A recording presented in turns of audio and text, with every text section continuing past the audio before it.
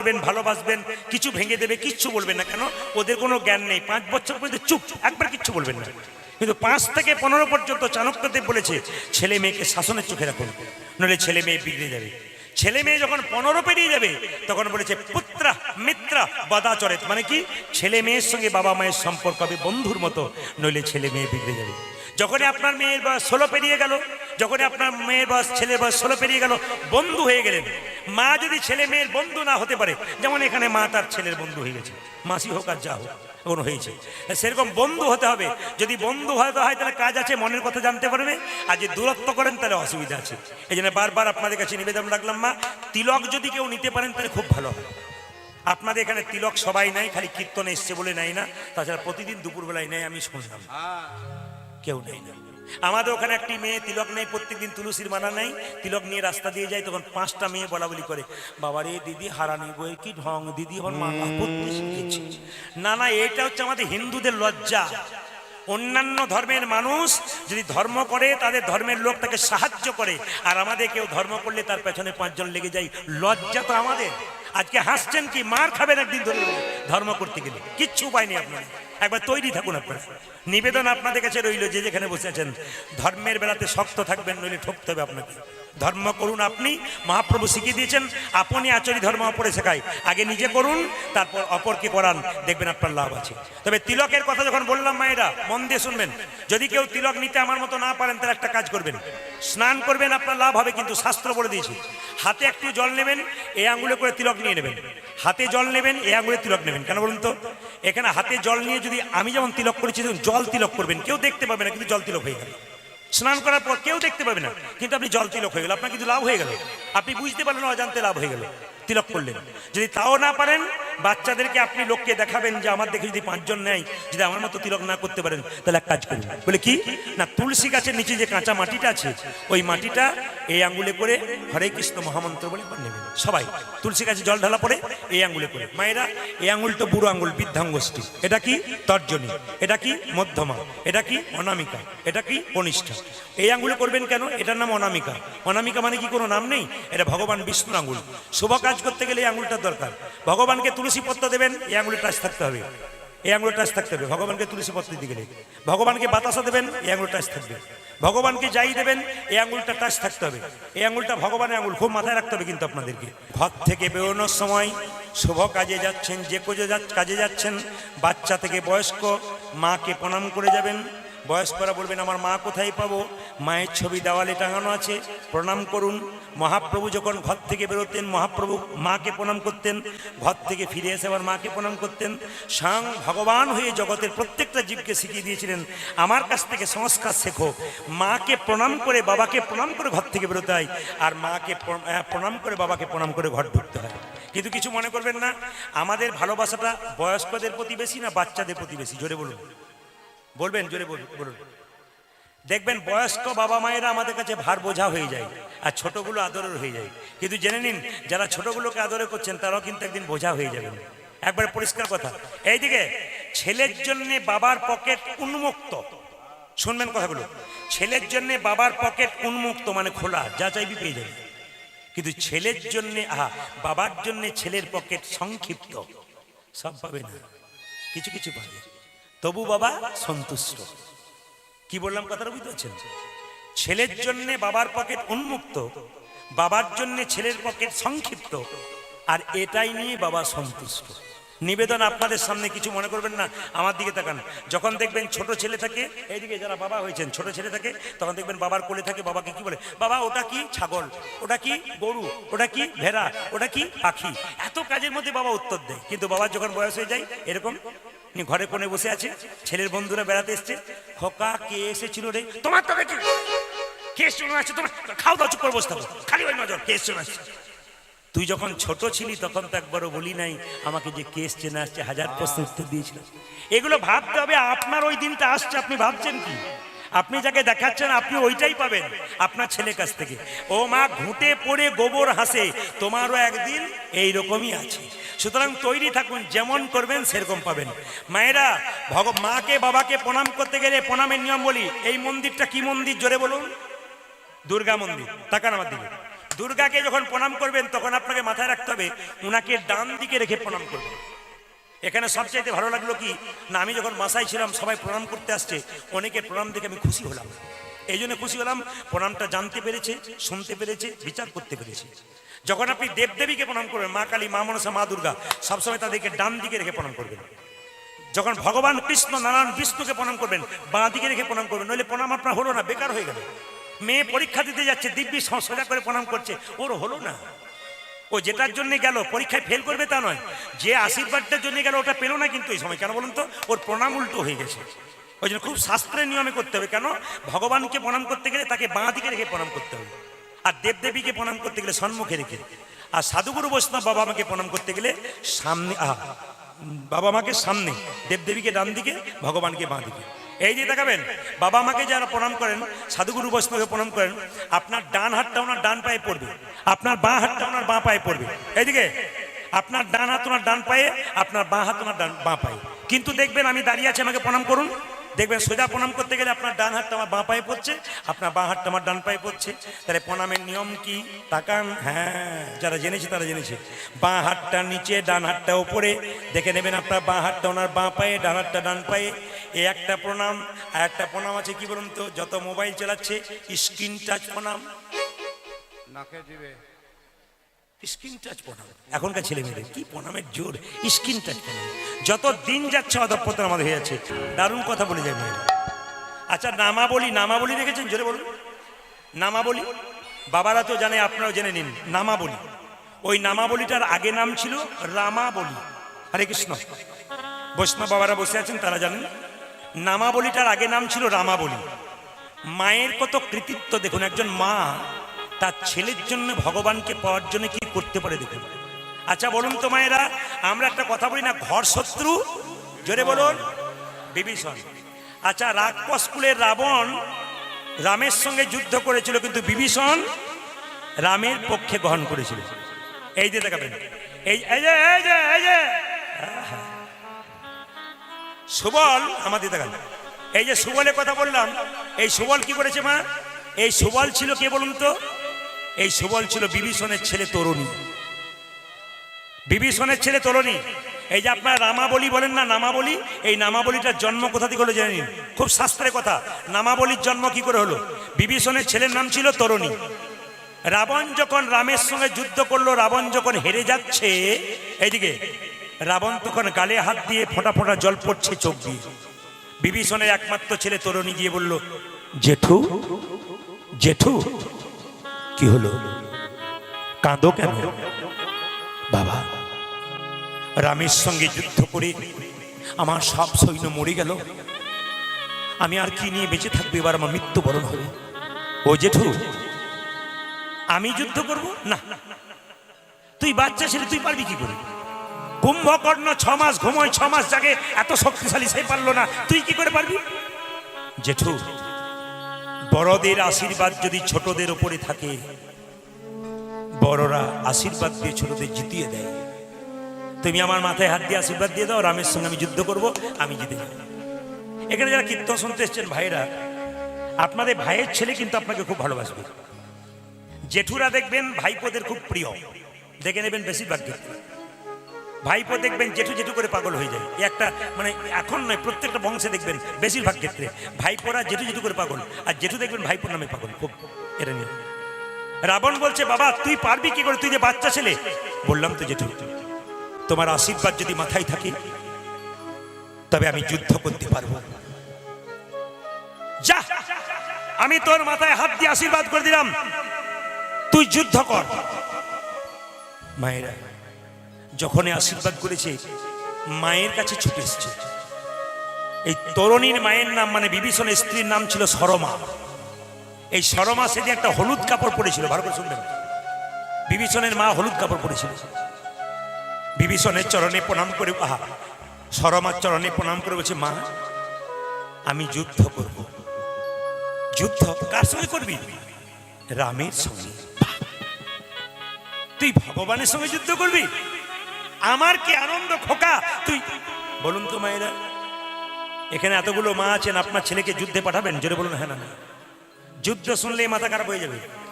যার ছেলে আর্মিতে কাজ করে, দেশে দেশে যুদ্ধ লেগে যায়, তখন তার মা বাবা ঘরে কান্নাকাটি শুরু করে দেয়, কেন? হয়তো বা আমার ছেলে হয়ে যেতে পারে, মনে বারবার কুগায়। কিন্তু মা হয়ে সরমা বলছে, তুই যুদ্ধ করবি রামের সঙ্গে? বাহ বাহ, তুই যুদ্ধ করবি? হ্যাঁ মা, যুদ্ধ করব। আমার গোটা শরীরে রাম নাম লিখে দাও। লিখে দাও। আমার গোটা শরীরে রাম রাম রাম রাম নাম লিখে দাও। রাম রাম রাম নাম লিখে দাও। জেঠু, মা জেঠু আমায় আশীর্বাদ করেছে আমি যুদ্ধ করব। রাম নাম লিখবি কেন বাবা? ভেতরে ভেতরে বলছে, রাক্ষস কুলে জন্ম নিয়ে আমি রাক্ষস কুলে জন্ম নিলাম, কেউ ভগবান ভজনা করলো না। আমি যদি রামের চরণে গিয়ে মৃত্যুবরণ করি, আমার যে গোবিন্দ চরণ প্রাপ্ত হবে। সরমা বলল, খোকারে তোকে আশীর্বাদ করলাম, তুই যুদ্ধে যা। যুদ্ধে যা। মা হয়ে ছেলের গোটা শরীরে রাম রাম রাম নাম লিখে দিল। নাম লিখে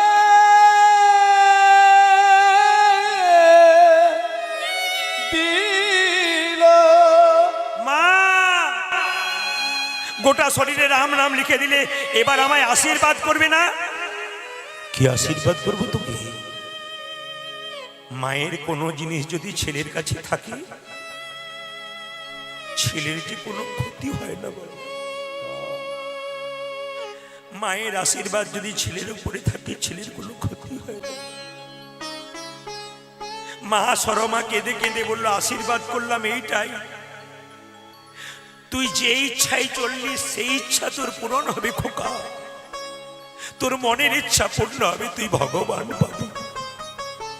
তবে হ্যাঁ, আমি তোকে কি আশীর্বাদ দেব? মা একটা হলুদ শাড়ি পরেছিল, পড়েছিল। এই যে দেখান, সেই হলুদ শাড়িটা কেটে টুকরো করে ছেলে মাথায় বেঁধে দিল। মাথায় বেঁধে দিল। খোকা, আমার এই হলুদ শাড়িটা আশীর্বাদ স্বরূপ তোর মাথায় বেঁধে দিলাম, যা তুই যুদ্ধ কর। যুদ্ধে যাবার আগে রাবণকে প্রণাম করতে গেছি, জেঠু এই দেখো সেজে গেছি, দূর হয়ে যা, তুই হাত ছাড়া কথা। রাবণ বলল, চুপ কর, তুই আমার শত্রু না তুই ভাইপো? কেন জেঠু? যার নাম আনতে আমার মুখে উচ্চারণ হয় না, তার নাম তুই গায়ে লিখেছিস, এখানে রাম নাম লিখেছিস, দূর হয়ে যা। তরুণী বলে উঠল, জেঠু গো, আমি তো বোকা নই, আমার গায়ে রাম নাম লেখা আছে। রামের সঙ্গে যখন যুদ্ধ করব, আমার গায়ে রাম নামে দেখে রাম আমায় যুদ্ধ করবে না, আমি যুদ্ধে জিতে যাব। বাহ, এই না হলে আমার ভাইপো, আমি বুঝতে পারিনি বাবা, তোর বুদ্ধির তারিফ করি, দারুণ তুই করেছিস। রাম নাম দেখে সে যুদ্ধ করবে না, তুই জিতে যাবি, আমি রাবণ তোর হয়ে। মনে মনে ভাবছে, জেঠু গো, ভগবানের সঙ্গে কোনোদিন কেউ জিততে যায় না, ভগবানের চরণে সবাই হারতে যায়।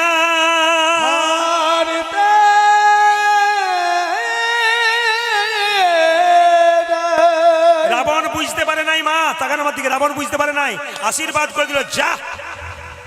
চলে গেছে ছোট্ট তরুণী, এদিকে তাকাবেন, একদিকে দাঁড়িয়ে আছে রামচন্দ্র আর বিভীষণ, আর দূর থেকে তরুণী বলছে, প্রভু রাম,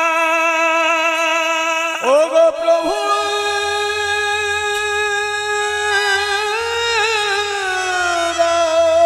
কে কে তুই? যুদ্ধক্ষেত্রে দাঁড়িয়ে আছিস, কে তুই? আমি তরুণী তরুণী তরুণী তরুণী তরুণী তরুণী। কি চাস? যুদ্ধ করো রামচন্দ্র, যুদ্ধ করো, যুদ্ধ করো, আমার সঙ্গে যুদ্ধ করো। রামচন্দ্র বিভীষণকে বলছে, বিভীষণ, তোমার পরিবারে কে এমন ছেলে যে আমার সঙ্গে যুদ্ধ করতে এসেছে? বাবা হয়ে একবারও বলছে না ওটা আমার ছেলে বটে। এখানে যদি কোনো বাবা হতো সে বলে দিত আমার ছেলে বটে, প্রভু আমার ছেলে, ওটা আমার ছেলে, কিন্তু বললো না, চুপ করে আছে। বিভীষণ তুমি চুপ করে আছো কেন? বলো বলো, তুমি চুপ করে আছো কেন? বিভীষণ চুপ করে আছে। তরুণী বললো যুদ্ধ করো। রামচন্দ্র বলে চুপ কর, তুই বাচ্চা ছেলে, তুই যুদ্ধ করবি কি রে? লব কুশে আমার ছোট বাচ্চা ছেলে, তুই তো আমার ছেলের মতো, কে তোর সঙ্গে যুদ্ধ করলে? পালিয়ে যা। তরুণী বললো আমি পালিয়ে যেতে পারি, একটা শর্ত, তুমি বলে দাও যে তুমি হেরে গেছো। তুমি হেরে গেছো বলে দিলে আমি পালিয়ে যাবো, তাহলে আমি জিতে যাবো। রামচন্দ্র মনে মনে বলবো কি করে যে আমি হেরে গেছি? যুদ্ধ আমি করবো না বাবা তোর সঙ্গে। তরুণী বললো আমি যুদ্ধ করে জিততে চাই। জিতবি? তবে জিত। তরুণী কি করলো মা? প্রথমে বাণ ছুড়ল, রামচন্দ্রের চরণে এসে পড়ল। রামচন্দ্র মনে মনে ভাবলো যে আমার চরণের তীর দেয়, তার মানে সে আমার চরণে প্রণাম করছে, আমি তীর ছুড়ব। রামচন্দ্র তীর ছুড়ল, তরুণীর মাথায় পড়লো আশীর্বাদ স্বরূপ। তীর ছুটতে ছুটতে এক সময় তরুণীর মস্তক কেটে গেল, আকাশ পথে তরুণীর মাথা উঠতে লাগলো। প্রভু রাম রাম রাম রাম, প্রভু রাম রাম রাম, প্রভু রাম রাম রাম রাম রাম, রাম রাম রাম, প্রভু রাম রাম রাম রাম, রাম রাম, প্রভু রাম রাম রাম রাম, প্রভু রাম আহারে রাম। মায়েরা, তরুণীর কাটা মুন্ডটা রামচন্দ্রের চরণে পড়ল। বিভীষণ, বিভীষণ কে? কেই ছেলে যে আমার মাথা কাটাটা, তার কাটা কাটা মাথা আমার চরণে পড়লো বলো? তখন বিভীষণের চোখ থেকে গড় গড় করে জল পড়ছে। বাবা তো, বাবা তো, ছেলে মরে গেল, বাবার চোখ থেকে জল পড়ছে। বিভীষণ তুমি কাঁদছো কেন? প্রভু, ও আমার একমাত্র বংশের প্রদীপ, আমার একমাত্র ছেলে তরুণী। চুপ করো, চুপ করো তুমি বিভীষণ, চুপ করো। বাবা হয়ে এত পাষাণ হলে কি করে তুমি? আমি যখন তার সঙ্গে যুদ্ধ করলাম তুমি একবারও কেন বললে না ও তোমার ছেলে? কেন তুমি আমার সামনে ওর মৃত্যুটা দেখে নিলে? চোখের সামনে তোমার দুঃখ হলো না?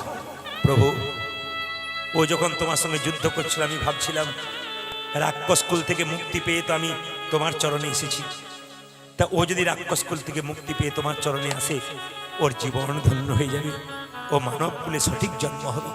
বাহ! তরুণীর মাথা মস্তকটাকে হাতে নিয়ে বলল, ওরে তরুণী। রামচন্দ্র বলল, ওরে তরুণী রে, ওরে তরুণী রে, আগামী দাপরে তুই হবি সুবল সখা।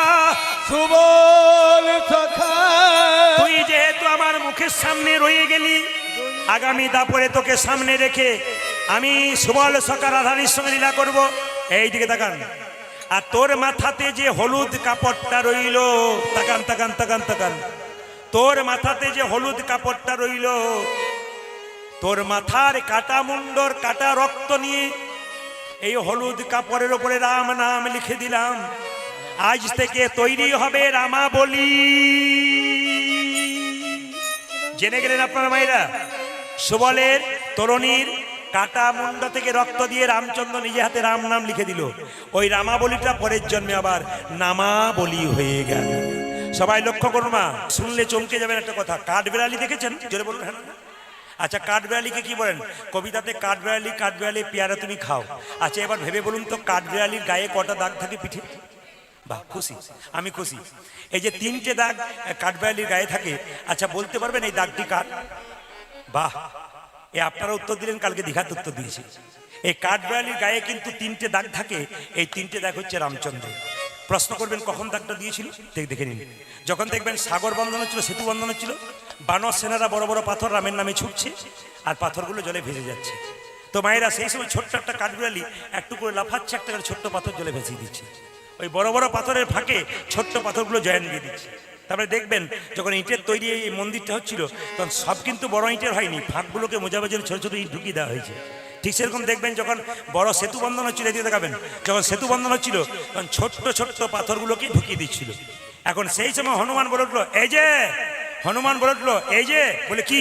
শোনো, তুই ছোট্ট এইটুকু কাঠবেড়ালি ওখানে লাফালাফি করছিস, বড় বড় পাথরে চাপা পড়ে যাবি, মরে যাবি, পালিয়ে যায় এখান থেকে। তারপরে কাঠবেড়ালিকে ঠাট্টা করলো, কে ঠাট্টা করলো? হনুমান। আর সঙ্গে সঙ্গে কাঠবেড়ালি রাম ভক্ত তো, ছুটে এসে রামচন্দ্রের চোখের সামনে কাঁদছে। রামচন্দ্র আদর, এদিকে এদিকে এদিকে এদিকে, শুনতে দিন এদিকে কি বলছে। রামচন্দ্রের চোখের সামনে কাঠবেড়ালি টুপ ফোটা ফোটা জল ফেলছে। সঙ্গে সঙ্গে কাঠবেড়ালিকে হাতে তুললো রামচন্দ্র, তুলে বলল, আয় কাঠবেড়ালি আয়, অমন করিস না বাবা, তোকে আদর করে দিই। ও হনুমান বলেছে কিছু মনে করিস না, তুই যে আমাকে সাহায্য করেছিস ধন্যবাদ, এই দেখ তোকে আমি আদর করে দিলাম। 3টে আঙ্গুলে আদর করে দিয়েছিল, ওই 3টে আঙ্গুলের চিহ্ন কিন্তু কাঠবেড়ালির পেছনে আছে। এই জন্য মায়েরা একটু বলুন তো, একটু বলুন তো, সংসারে ভগবানকে পাওয়া যায় না সংসারে বাইরে পাওয়া যায়? জোরে বলবেন। হ্যাঁ বাহ, একজন মা তো খুব সুন্দর উত্তর দিচ্ছে, অনেকেই মাথা নাড়াচ্ছেন, আমি বুঝতে পারছি।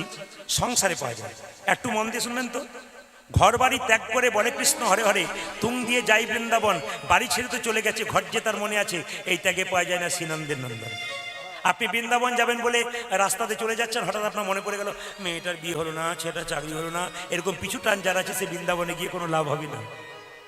এই যে দেখাবেন পাকাল মাছ পাকে থাকে, তুলে দেখো পাকাল মাছকে, বড় হয়েছে সে পাক খেয়ে, পাকাল মাছের গায়ে কোনো পাকের দাগ লাগে না।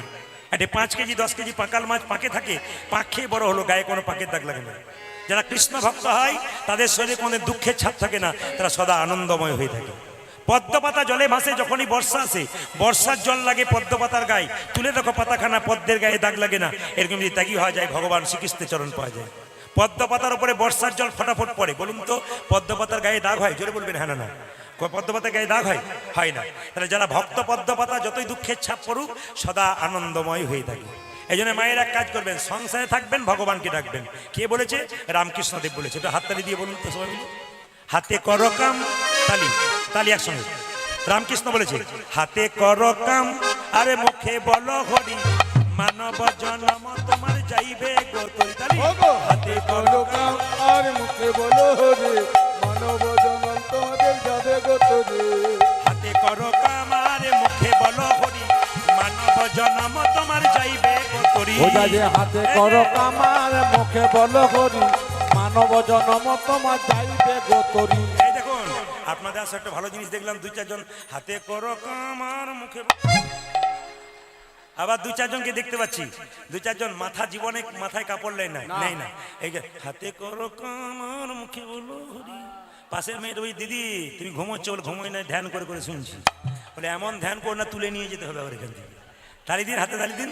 হাতে করো কাম আর মুখে বলো হরি, মানব জন্ম তোমার যাইবে গো তোরি। তালি ওটা দিন। যে হাতে করো কামার, মুখে বলো হরে, মানব জনম তোমাদের যাইবে গো তোরে। আচ্ছা গ্যারান্টি আছে আপনি বাড়ি ফিরে যাবেন? যেটা বলুন হ্যাঁ না না। রাত্রিবেলায় শুলে সকালে চোখ খুলবেন, গ্যারান্টি আছে? চোখ খুললে সকাল, না খুললে পরকাল। তাহলে যদি আমাদের ট্রেন আসবার সময় সিগন্যাল দেয়, আমাদের কোনো সিগন্যাল দেয় না, যে কোনো সময় চলে যায়। সুতরাং যাবার আগে কিছু ভালো কাজ করুন, আরে আনন্দ করে তালি দেবেন তো সংসার দেখবেন আনন্দময়, ভগবান কৃপা করবে। হাত তুলুন। হাতে করো কাম আর মুখে বলো হরি, মানব জন্ম তোমার যাইবে গো তোরি। ওটা যে হাতে করো কামার, মুখে বলো হরি, মানব জনম তোমার যাইবে গো তোরি। এই যে হাতে করো কাম আর মুখে বলো হরি, মানব জন্ম তোমার যাইবে গো তোরি। হাতে করো কাম আর মুখে বলো হরে, মানব জনম তোমার যাইবে গো ভাইরা, তোরে। অনেকে বলে সংসারে কাজে সময় নাই, ভগবানকে ডাকবো কি করে? আপনি ঝাঁট দেন, তখন এরকম করে ঝাঁট দেবেন, হরে কৃষ্ণ কৃষ্ণ কৃষ্ণ হরে হরে, হরে রাম রাম রাম উরধ্বনি। হরে হরে কৃষ্ণ কৃষ্ণ কৃষ্ণ হরে হরে, হরে রাম রাম রাম হরে হরে। বলো, হরে কৃষ্ণ কৃষ্ণ কৃষ্ণ হরে হরে, হরে রাম রাম রাম হরে হরে। হরে কৃষ্ণ কৃষ্ণ কৃষ্ণ হরে হরে, হরে রাম রাম রাম হরে বলো, হরে। হাতে করো কাম আর মুখে বলো হরি, মানব জন্ম তোমার যাইবে গো তোরি। তালি। ওটা যে হাতে করো কামার, মুখে বলো হরি, মানব জনম তোমার যাইবে গো তোরি। সংসারে ভগবানকে পাওয়া যায় না, সংসারে বাইরে পাওয়া যায়। প্রমাণ দেখুন, নারদ মুনি কৃষ্ণকে বলছে তোমার সব চাইতে বড় ভক্তকে? কৃষ্ণ বলছে সংসারে যারা আমাকে ডাকে তারা বড় ভক্ত। নারায়ণ বলছে আমি দিন নাই রাত নাই, এই নারদ বলছে দিন নাই রাত নাই আমি নারায়ণ করে মরছি, আমি বড় ভক্ত হলাম না। ওরা কি করে হলো? বলছে না, যারা সংসারে থেকে ডাকে তারা বড় ভক্ত হয়। নারদ বলছে প্রমাণ দেবে? বলছে হ্যাঁ প্রমাণ দেবো। ভগবান বলছে নারদ সংসারী ভক্ত বড় ভক্ত, তুমি ছোট, সংসারী ভক্ত বড়। নারদের মনে আগুন জ্বলে যাচ্ছে, বলছে প্রমাণ দাও। দাও। ভগবান বলছে নারদ তোমাকে এক বাটি সর্ষের তেল দিলাম, কানায় কানায় পরিপূর্ণ, 50 হাত যাবে, 50 হাত আসবে, এক ফোঁটা তেল যেন না পড়ে। নারদ বলছে কোনো ব্যাপার নাই, যাবো আর আসবে, এক ফোঁটা তেল পড়বে না। নারদ 50 হাত গেছে, 50 হাত এসছে, প্রভু 50 হাত গেলাম, 50 হাত এলাম, এক ফোঁটা তেল পড়ে নাই। ভগবান বলছে নারদ তুমি যে 50 হাত গেলে, 50 হাত এলে, আমার কথা কবার বলেছিলে? বলছে এক বাটি তেলের কথা ভাবতে ভাবতে তোমার কথা ভুলে গিয়েছিলাম। তুমি তাই কীর্তনে যে কি মজা আছে, আপনারা যেভাবে এটে সেটে বসেছেন তাতে আমার মনে হচ্ছে আজকে আমি মানে 3টে পর্যন্ত কীর্তন করবো। রাজি আছেন না? 3টে মানে আমি ভোর 3টে বলিনি, 3 ঘন্টার কথা বলেছি। আর ঘড়ির দিকে তাকান, ও প্রায় নিয়ে নিয়েছে আর কি, একবার মাথা একবার পেরিয়ে গেছে। যে নিয়ে এসেছে সে জানে যে 3 ঘন্টা পেরিয়েছে, কিন্তু কি করবেন আপনারা উঠছেন না। যিনি আমাকে টাকা দিয়ে এনেছেন 3 ঘন্টা দেবে, এরপর যেটা লাগবে সেটা আপনারা দেবেন। যদি দেন তাহলে আমি আছি, শেষে তখন 5 টাকা করে দিয়ে দেবেন, তা বললে হবে না কিন্তু। আচ্ছা বেশ ঠিক আছে, সেটা নয়, ভালোবাসাটা দেবেন। মায়েরা হাতে করো কামার, মুখে বলো হরি, মানব জনম তোমার যাইবে গতরি। হরি আজ হাতে কর কামার, মুখে বলো হরি, মানব জনম তোমার যাইবে গতরি। করো কামার, মুখে বলো হরি, মানব জনম তোমার যাইবে গতরি। ওগো হাতে করো কামার, মুখে বলো হরি, মানব জনম তোমার যাইবে গতরি। আমাদের দেখবেন 3টে হাত আছে, গুনে দেখুন, ডান হাত, বাঁ হাত, একটি অজুহাত। দেখবেন আপনারা বাজারে যাচ্ছে, কোনো ভদ্রলোকে বলল দাদা কালকে কীর্তন হলো, প্রদীপ বাবুর গেলেন না? আর বলবেন না, সংসার করেছি, সময় নাই। আবার 2-4 জন কি সুন্দর সুরে সুরে বলে আমার মতো হতভাগাকে কি ভগবান ডাকে গো। আর দিব্যি যখন থলেটা নিয়ে বাজার যায় তখন তো বলে না আমার মতো হতভাগাকে বাজার ডাকে গো, দিব্যি বাজার চলে যাচ্ছে। আসলে তা নয় মায়েরা, আমরা অনেকে বলি সংসার করেছি, আমরা ভগবানকে ডাকবো কি করে? যা সংসারে জ্বালা। সত্যিই তো বলুন মা, সত্যি কি সংসার করেছি? জোরে বলুন। হ্যাঁ, কে কে সংসার করেছেন হাত তুলুন। সব ব্রহ্মচারী নাকি? কই নাই সংসার কিয়া, সব সন্ন্যাস বান গিয়া কিয়া? হ্যাঁ ও মায়েরা, আচ্ছা এবার বলে রাখি, এই জন্য শাস্ত্র শুনবেন মন দিয়ে। এই জন্য শাস্ত্র সুন্দর বলেছে কি, সংসার সুখের হয় পুরুষের গুণে। আমি ভুল বলে ফেললাম নাকি? আচ্ছা, সংসার সুখের হয় পুরুষের গুণে নয়, রমণীর গুণে। দেখছেন কেমন পাওয়ার, দেখছেন আপনার দাদারা মনে হচ্ছে এতদিন পরে আপনি আমাদের ভেবে বললেন, কিন্তু এরা যে আরো রেডি হয়ে আছে কি করে জানবো। মায়েরা সংসার সুখের হয় রমণীর গুণে। এক হাতে তালি বাজে, এক হাতে তালি বাজে না, লেখা আছে সংসার সুখের হয় রমণীর গুণে। গুণবান স্বামী যদি থাকে তার শোনে, আর পাটি যদি এরকম হয় দরজা খুললো চম্পক, তাহলে হয়ে গেল আপনার সংসার নিতাই গৌর হরি বল। ওই জন্য আপনাদের কাছে নিবেদন রইলে হাততালি দিয়ে, হাতে করো কামার, মুখে বলো হরি, মানব জনম তোমার যাইবে গতরি। হরি বল। হাতে করো কামার, আর মুখে বলো হরি, মানব জনম তোমার যাইবে গতরি। মালা জপেন তো? মালা জপ করার সময় কোন আঙুলটা বাইরে থাকে? এই আঙুলটা নাকি? মালা জপে সালায় আর করে জপে ভাই, মনে মনে জপে তারি বলিহারি যায়। মালা জপে সালায়ার করে জপে ভাই, মনে মনে জপে তারে বলি হারি যায়। মায়েরা হাততালি দিয়ে, মায়েরা এইদিকে, মালা জপে সালায়ার করে জপে ভাই, মনে মনে জপে তারি বলিহারি যাই।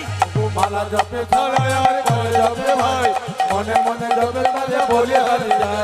মালা জপে সালায়ার করে জপে ভাই, মনে মনে জপে তারি বলিহারি যাই। মালা জপে সালায়ার করে জপে ভাই, মনে মনে জপে তারে বলি হারি যায়। মায়েরা মালা জপ করবার সময় এই আঙুলটা বাইরে থাকে। দেখুন আপনারা, এই 4 জন থাকে না কেন বলুন তো? মারামারি করবার সময় হাতের সামনে কিছু থাকে, তখন কি বলি তোকে দেখিয়ে নেবো। এই আঙুলটা আগে যায়, এরা 4 জন বলে তুই যা ভাই, আমরা যাব না। এই জগতে যারা মারামারি ঝগড়া করে তারা মালার ভেতরে থাকে না, আর যারা মারামারি ঝগড়া করে না তারা মালার ভেতরে থাকে। ওই জন্য মায়েরা মালা জপে সালার করে জপে ভাই, হাতে করো কাম আর মুখে বলো হরি, মানব জনম তোমার যাইবে গতরি। রামকৃষ্ণ ঠাকুর বললেন মায়েদের ভগবান ভজনা চিঁড়ে আউলির চিড়ে ভানার মতো। আমার দিকে তাকান, ঢেঁকি দেখেছেন? জোরে বলুন, একটু জোরে, জোরে বলুন। যে ঘুমাচ্ছে সে বলুন। হ্যাঁ ও মায়েরা, ঢেঁকি দেখেছেন? জোরে বলুন। দেখেছেন? আচ্ছা বলুন তো, ঢেঁকিতে যে পা দেয় তার টেনশন বেশি, না যে গর্ততে হাত দেয় তার টেনশন বেশি? জোরে বলুন। কতজন কত রকম বলছি। যে হাত দেয় তার, আচ্ছা দাঁড়ান দাঁড়ান, যে হাত দেয় তার টেনশন বেশি। এবার বলুন তো, এবার বলুন তো, এবার বলুন তো, মা যদি হাত দেয়, আহা, মেয়ে যদি হাত দেয় আর মা যদি পা দেয়, কার টেনশন বেশি? মায়ের তাহলে বলছে হাত দে, তার টেনশন বেশি বলছেন যে। আচ্ছা এইবার বলুন, এইবার বলুন, মা না হইতে যা হয় যা, হ্যাঁ টেনশন তখন নেই। কি বলে তোর যা হবে হোক, তোর যা হবে হোক, বলে না মা না হয়ে যা। কীর্তনে যে কি মজা আছে, যত রাত বাড়বে তত মজা বাড়বে। এই জন্য তো প্রতিটি আসরে যেমন আপনার থই থই করছে না, প্রতিটি আসরে এখন থই থই করে। এই যত নেবেন তত মজা আছে, কিন্তু আমি বেশি দেবো না, অত বোকা নয়, কিছু রেখে দিয়ে যাবো বাবা যদি আসতে হয়। এই জন্য বলুন, হাতে করো কামার মুখে বলো হরি, মানব জনম তোমার যাইবে গোত্রে। ওজা যে হাতে করো কামার মুখে বলো হরি, মানব জনম তোমার যাইবে গোতরি। এই যে হাতে করো কামার মুখে বলো হরি, মানব জনম তোমার যাইবে গোত্রে। ওগো হাতে করো কামার মুখে বলো হরি, মানব জনমে তোমার যাবে গো তরি। এ সংসারে যে চঞ্চল, তার জীবনে উন্নতি নেই। এই হরিবাসরে দাঁড়িয়ে বলে গেলাম, আপনার গ্রামে পরীক্ষা করে দেখবেন, যে লোকটি খুব চঞ্চল, এখানে ওখানে বসে, মাথা ঠিক নাই, কারোর সঙ্গে কথা বলতে পারে না ভালো করে, ধৈর্য নাই, যে পুরুষের ধৈর্য নাই দেখবেন তার সংসারে উন্নতি নাই। যে মেয়ে দেখবেন সংসারে খুব চঞ্চল, দেখে নেবেন তরকারিতে দুবার নুন দেয়, সবজি কাটতে গিয়ে আঙুল কেটে দেয়, কাটবেন, লোকের কাছে গাল খায়, একবার নিয়ম। যদি আপনার মহাভারতের দিকে যান, তাহলে পঞ্চপাণ্ডবের দাদা যুধিষ্ঠির স্থির ব্যক্তি ছিলেন, উনি ভগবান পেয়েছিলেন। আর 100 ভাইয়ের দাদা দুর্যোধন চঞ্চল ছিলেন, উনি ভগবান হয়নি। এই জন্য যে ব্যক্তি স্থির থাকবে তিনি ভগবান পাবেন, আর যে ব্যক্তি চঞ্চল থাকবেন তিনি ভগবান হারাবেন। এই ঝুলন পূর্ণিমার কথা যেমন বললাম, আপনাদের ছোট্ট কথা বলি, ভগবান শ্রীকৃষ্ণ গোচারণে যেত। আচ্ছা বলুন, তোমার রাজার ছেলে গোচারণে যায়? গো মানে কি? ইন্দ্রিয়, চারণ মানে চালনা। ভগবান চারিদিকে ঘুরে বেড়ান কেন? ভক্তকে আমার কষ্ট দিচ্ছে কেন? যদি কেউ কষ্ট দেয় ভগবান বাঁচায়। আপনার ভগবানের 9 লক্ষ ধেনু ছিল, সবাই জানেন, কিন্তু বাবা কিছু মনে করেন না, বক্সিপুরে এক ভদ্রলোকের শুনলাম 21 খানা গরু ছিল 2 বছর আগে। একটাও কি মরে নাই না বাছুর হয় না? তাহলে মরলে কমবে, বাছুর হলে বাড়বে, কমা বাড়া হবে। কিন্তু আমরা শুনে আসছি সে আদি থেকে এখন পর্যন্ত যে কৃষ্ণের বাবার 9 লক্ষ মানে 9 লক্ষ ধেনু ছিল, একটাও মরে নাই না বাছুর হয় নাই। তত্ত্ব কি বলছে? নব মানে নতুন, লক্ষ মানে উদ্দেশ্য। গোবিন্দ প্রত্যেক দিন নতুন নতুন উদ্দেশ্যে যেতেন ভক্তদের রক্ষা করার জন্য। মায়েরা, আপনাদের বাড়িতে গাভীর বাছুর হলে বাছুরটাকে ছেড়ে দিন, গাভীটাকে দড়ি দিয়ে বেঁধে দিন। বাছুর যত ছুটবে গাভী তত দড়ি ছিঁড়ে তার পেছন পেছন ছুটবে। শাস্ত্র বলল, মদ ভক্ত যত্র গচ্ছন্তি তত্র গচ্ছামি পার্থিব, ভক্তানুমন গচ্ছন্তি মুক্তস্তে স্থিব সহ। মানে কি? বৎসের পশ্চাতে যেমন ধাই ধেনুগণ, ভক্তের পশ্চাতে সেরকম যাই জনার্দন। ভগবান যেমন ভক্তের পেছন পেছন যায়, গাভীর আর বাচ্চা বাছুরের পেছন পেছন যায়। ডাকতে পারলে মা, ভগবান আপনার পেছন পেছন যাবে, আপনি মাথায় রাখবেন। আচ্ছা মায়েরা, কিছু মনে করবেন না যে যেখানে বসে আছেন। আচ্ছা, ভগবান শ্রীকৃষ্ণ ননি চুরি করতো, জোরে বলুন হ্যাঁ না না। নিজের বাড়িতে না অন্যের বাড়িতে? জোরে বলুন অন্যের বাড়িতে। আচ্ছা, মা যশোদার এত এত গরু, এত এত ননি খেয়ে ফেলে দিচ্ছে, ওর ছেলে আবার চুরি করছে কেন? খুব প্রশ্ন আছে কিন্তু আপনাদের সামনে। কেন ভগবান? আপনার ছেলে যদি বাড়িতে 20 খানা 25 খানা মিষ্টি প্রতিদিন পায়, লোকের ঘরে মিষ্টি চুরি করতে যাবে কেন? কৃষ্ণ কেন অন্যের ঘরে নবনী চুরি করতে যায়? ও মায়েরা, বজগোপীরা নবনীটাকে টাঙ্গিয়ে দিয়ে বলতো, হে নবনী তুমি গোবিন্দ সেবায় লেগো বলে, ভগবানের সেবায় লাগাবে বলে নবনীটাকে দিত। ভগবান কি না এসে থাকতে পারে মা? সবাই লক্ষ্য করবেন, এই যে তাকাবেন, আপনাদের বাড়িতে অনেক গাভী আছে, বাছুর আছে, কিছু মনে করবেন না। গোবিন্দ কেমন চোর? ইন্টারন্যাশনাল চোর।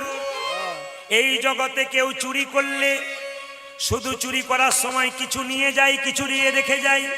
কিন্তু গোবিন্দ চোর যদি কারো হৃদয় ঘরে একবার ঢোকে, হৃদয় ঘরে একবার ঢোকে, তাকে পথের কাঙাল করে দেয়। পথের কাঙাল করে মায়েরা, দেয়। কালকে আপনার বাড়িতে চুরি হয়ে গেল, চোর কিছু নিয়ে যাবে, কিছু রেখে যাবে, কিন্তু গোবিন্দ চোর যদি একবার কারো বাড়িতে ঢোকে বাবা, একবারে পরিষ্কার করে দিয়ে চলে যায়। এই দিকে তাকাবেন, আপনার ছেলে যদি চুরি করে লোকে নালিশ করবে না?